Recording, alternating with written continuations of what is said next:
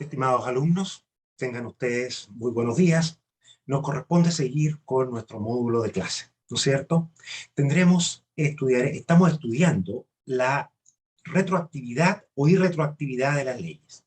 Ya sentamos los principios generales de que el artículo 9 establece que la ley es irretroactiva y que para hacer verdad ese principio, el juez se vale de dos herramientas. Una, las teorías que rigen sobre la irretroactividad de la ley, básicamente la ley de efecto retroactivo y la teoría de Paul Rouvier, y otro, la ley de efecto retroactivo. Por lo tanto, lo que tiene que hacer un magistrado cuando ve una nueva ley es primero precisar en las disposiciones transitorias cuál fue cómo se solucionó el conflicto de las leyes en el tiempo. Si esta ley en sus disposiciones transitorias no dice nada o es incompleta, entonces tiene que aplicar el principio del artículo 9 y concreta este principio en virtud de la ley de efecto retroactivo y de la teoría de los derechos adquiridos o de Paul Rouvier. ¿Por qué? Porque la ley de efecto retroactivo se fundó en la teoría de los derechos adquiridos. El artículo 7º dice que las meras expectativas no constituyen derecho, con lo cual está aludiendo a esta ley. Pero también, en algunos aspectos, se alejó de la ley de efecto retroactivo y siguió más bien un criterio propio o más cercano a lo que señala Paul Rouvier. Lo primero que señalamos es que el artículo primero indica el objeto de la ley de efecto retroactivo, que es de decidir los conflictos que resulten de leyes aplicadas en diversas épocas. Ahora, esta ley trata de distintas materias, entre ellas las normas sobre el Estado civil, la capacidad de las personas, los bienes, los contratos, los testamentos, la prescripción, la posesión, etc.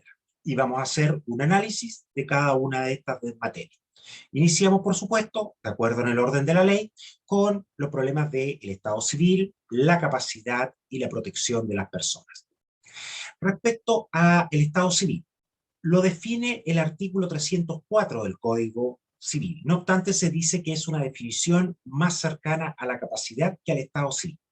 Y la doctrina nos dice que por Estado civil debemos entender la calidad permanente que ocupa una persona en orden a sus relaciones de familia.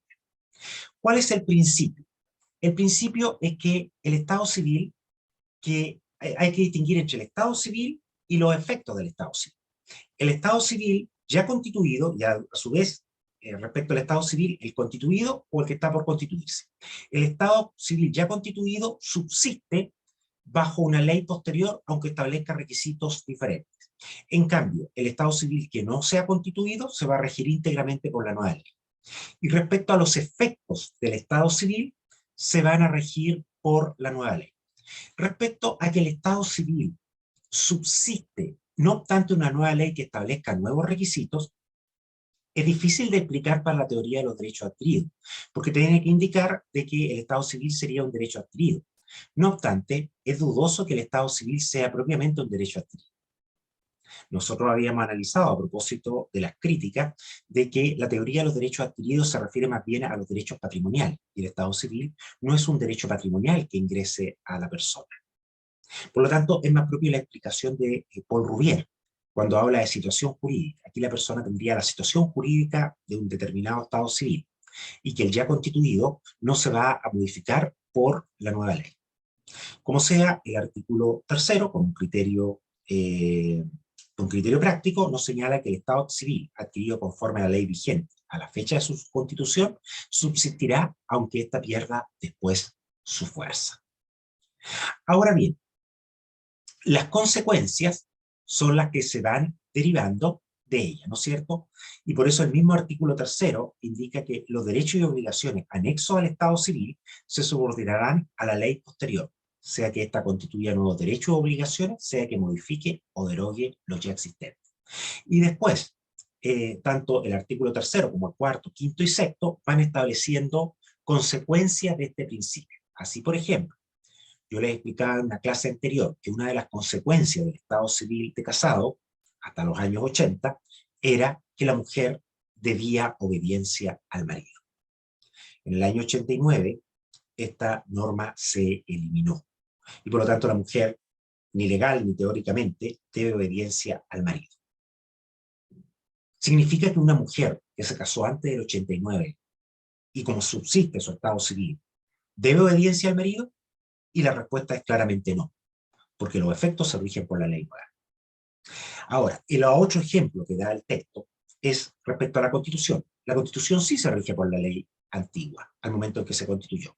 Por eso los que se casaron antes del año 1889 por la ley de matrimonio, canónico, y se casaron de acuerdo a esta ley, después cuando se dictó la ley de matrimonio civil, siguieron casados porque el matrimonio había sido válidamente celebrado bajo la antigua ley. Pero después de que se dictó la ley de matrimonio civil, muchas personas en rebeldía no se quisieron casar ante un oficial de registro civil y se casaron, siguieron casándose ante un sacerdote, pues esos matrimonios ya no se habían constituido como tales, porque la nueva ley establecía nuevos requisitos y procedimientos para el matrimonio.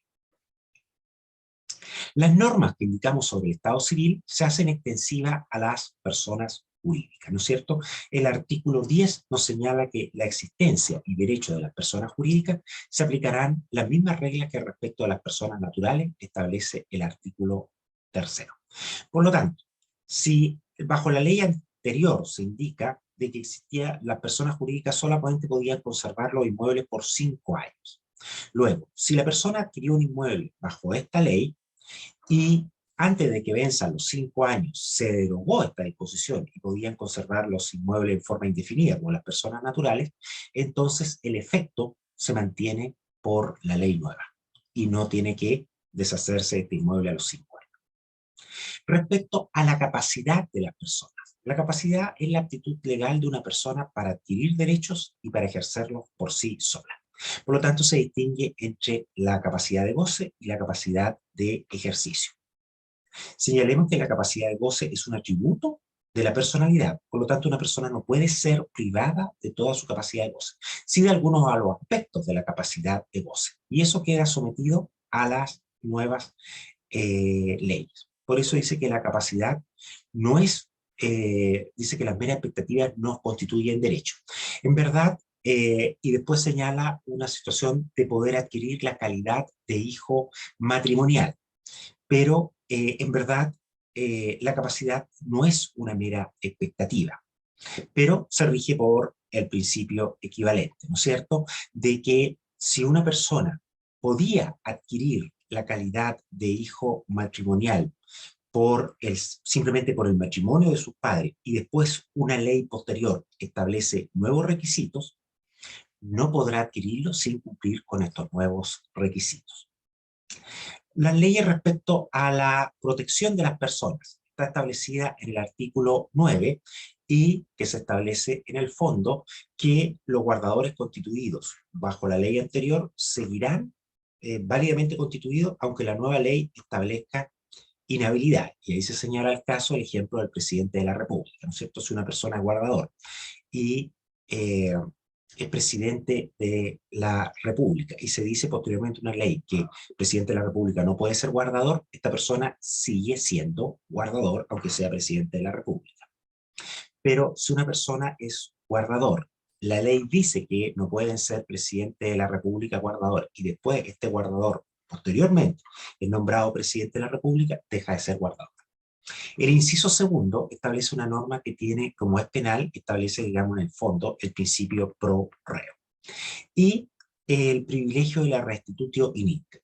Esta es una institución que se encuentra derogada, pero lo que señala es que quienes gozaban del derecho de pedir la nulidad por el hecho de ser incapaces, pero no la ejercen mientras existe esta ley y se dicta una nueva ley que lo impide, ya no podrán pedir la nulidad ni la restitución de los bienes en virtud de ese contrato nulo.